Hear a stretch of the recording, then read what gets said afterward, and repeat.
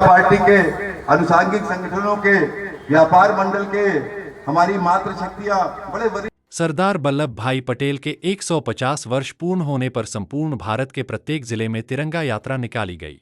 आपको बता दें, जनपद उन्नाव सरदार वल्लभ भाई पटेल के 150 वर्ष पूर्ण होने पर प्रधानमंत्री के आह्वान पर संपूर्ण भारत के प्रत्येक जिले में उन्नाव सदर से भारतीय जनता पार्टी के वर्तमान विधायक पंकज गुप्ता के नेतृत्व में तिरंगा यात्रा निकाली गई, जिसमें भाजपा के पदाधिकारी गण मौजूद रहे। विमल द्विवेदी भाजपा नेता, अमित मिश्रा भाजपा नेता, नीरज गुप्ता ब्लॉक प्रमुख बिछिया आदि भाजपा के पदाधिकारियों ने मिलकर कार्यक्रम को सफल बनाया व पत्रकार बंधुओं ने भी कार्यक्रम में भाग लिया।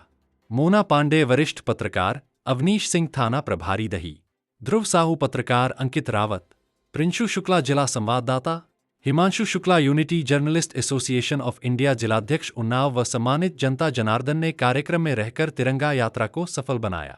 तत्पश्चात खिचड़ी खाकर समस्त सम्मानित जनता ने पंकज गुप्ता सदर विधायक व भाजपा सरकार की जमकर खूब प्रशंसा की व सरदार वल्लभ भाई पटेल अमर रहे के जयकारों के साथ कार्यक्रम का समापन हुआ। एबीएल न्यूज से उन्नाव जिला ब्यूरो हिमांशु शुक्ला की खास रिपोर्ट। पार्टी के अनुसांगिक संगठनों के व्यापार मंडल के हमारी मातृ शक्तियां बड़े वरिष्ठ जन बैठे हुए, मैं उनका भी अभिनंदन करना चाहता हूं। आदरणीय विमल द्विवेदी जी, जो सनातन की पताका सिर्फ उन्नाव में नहीं पूरे जनपद में, और जरूरत पड़ जाए तो कहो जम्मू कश्मीर में भी सनातन का झंडा फहरा दे, ऐसे सनातन के हमारे प्रेमी विमल जी मंच बहन का जोरदार तालियों से अभिनंदन करें, स्वागत करें। हमारे बीच में प्रणाम करता हूँ। सरदार जी के जीवन के बारे में आप सबको पता है, और मैं जानता हूँ सामने पीछे खाना लग रहा है, कोई भाषण सुनना नहीं चाहता है। बस एक बात आप लोगों से कहना चाहता हूँ कि सरदार जी के पूरे जीवन में एक सूत्र में भारत को बांधने का जो संदेश मिलता है, वो हम सबको आत्मसात करना चाहिए। सारे विपक्षी दल, सपा, बसपा, कांग्रेस, ये भारत को अंग्रेजों की तरह बांटना चाहते हैं, जैसे अंग्रेज भारत को बांट के चले गए। जिस समय देश की आजादी का फैसला हुआ, उस समय भारत की 565 रियासतें और अंग्रेजों का कब्जा लगभग 50% रियासतों में था। शेष रियासतों में अंग्रेजों का कब्जा भी नहीं था। वहां व्यक्तिगत राजे रजवाड़े और नवाब उन रियासतों को चलाते थे। उनकी रक्षा करने का काम अंग्रेज किया करते थे और उसके बदले बड़ा धन संग्रह करने का काम उन रियासतों से अंग्रेज किया करते थे। अंग्रेजों ने सबको स्वतंत्र कर दिया। जिसको भारत में रहना है वो भारत में रहे, जिसको पाकिस्तान में रहना वो पाकिस्तान में रहे, और जिसको अपना राज्य बनाना है, अपना देश बनाना, वो अपना देश बनाकर अपनी व्यवस्था स्वयं संचालित करे। आप कल्पना करके देखो, जिस समय देश की स्थिति ऐसी स्थिति थी, सरदार पटेल न होते तो उन्नाव के राजा हनुमंत सिंह भी अपना देश बना लेते, और उन्नाव की करेंसी भी दूसरी होती, यहाँ रुपया न चलता। कानपुर के आदमी, लखनऊ के आदमी अगर उन्नाव आते तो पासपोर्ट बनवा के आते, वीजा बनवा के आते, तब उनको उन्नाव में घुसने का अवसर मिलता। ऐसी स्थितियां पूरे देश में पैदा करके चले गए। अब पटेल जी के जिम्मे पूरा देश, वो प्रधानमंत्री थे, बनना तो उनको प्रधानमंत्री था, छलवश उनको प्रधानमंत्री बनने नहीं दिया कांग्रेस पार्टी के लोगों ने, लेकिन उन्होंने देश हित में उप प्रधानमंत्री और गृह मंत्री बनना स्वीकार किया और देश को एक सूत्र में बांधने के लिए 562 में से 559 रियासतों को बिना तलवार के, बिना गोली के एक सूत्र में बांधने का काम किया। हम सबको इसके लिए भी उनके चरणों में नमन और श्रद्धांजलि अर्पित करनी चाहिए। एक जूनागढ़ की, उसके बाद एक हैदराबाद के निजाम, वो भारत के बीचों बीच रहा करते थे। उन्होंने भी निर्णय किया कि अपना अलग देश बनाएंगे, तो पटेल जी ने रातों रात सेना भेज के पूरे हैदराबाद में कब्जा कर लिया और आज वो भारत का अभिन्न हिस्सा बन गया। इसके लिए भी हम सबको उनके चरणों में प्रणाम और नमन करना चाहिए।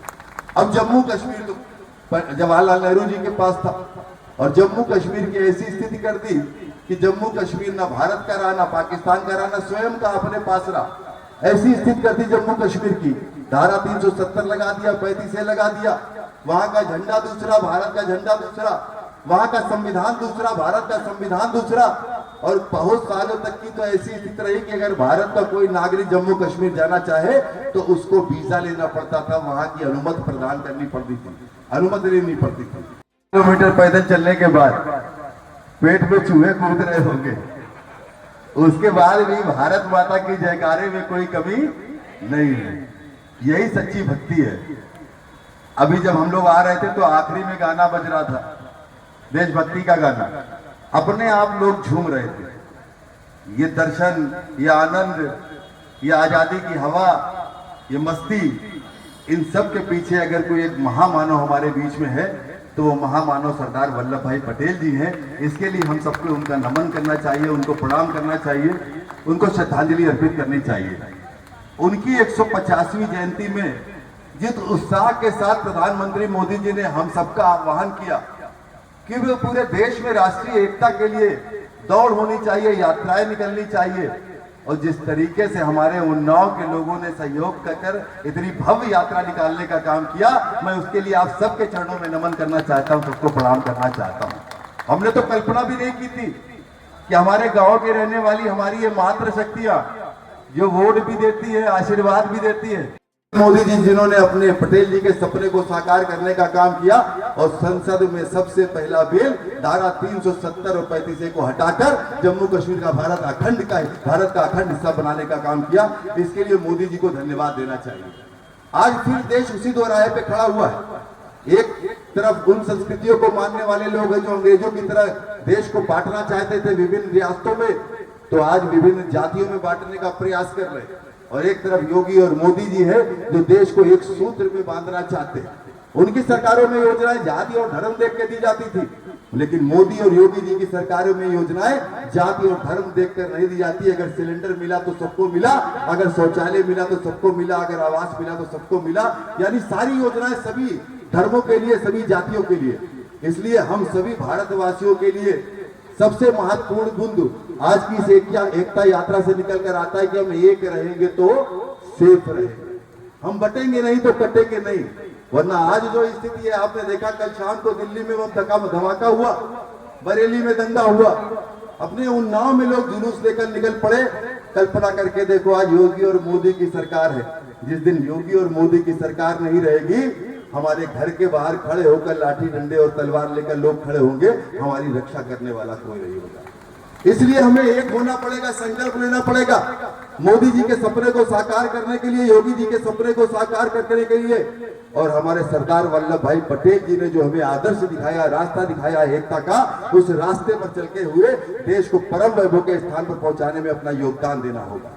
अब हमें गोली नहीं चलानी, कट्टा नहीं चलाना, हमें बंदूक और तलवारें भी नहीं चलानी, डंडा भी नहीं चलाना, झगड़ा भी नहीं चलना। लेकिन जब चुनाव आए तो देश के लिए चुनाव में वोट दें, जब चुनाव आए तो भारत की एकता के लिए वोट दें, जब चुनाव आए तो इन महापुरुषों का बलिदान, इनका त्याग ध्यान में रखकर अपने देश के प्रधानमंत्री मोदी और मुख्यमंत्री योगी आदित्यनाथ जी के हाथों को मजबूत करें। ABL 24 न्यूज, सच दिखेगा। ABL 24 न्यूज को सब्सक्राइब करें, ताजा खबरों के लिए बेल आइकन को दबाएं।